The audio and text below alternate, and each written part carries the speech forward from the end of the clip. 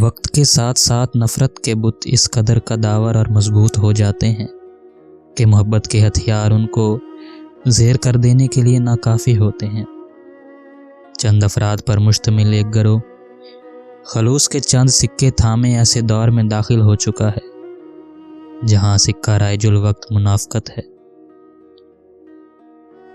حادثات کہانیوں کو جنم دیتے ہیں اور کہانیاں یادوں کو، لیکن یہ کتنا جاں گسل ہے کہ کچھ یادیں اسیب کی طرح تمام عمر انسان کا پیچھا کرتی ہیں۔ خاموشی ایک گفتگو ہے جس کو کوئی سمجھ نہیں پایا، اور میں پچھلے کئی برسوں سے محو گفتگو ہوں۔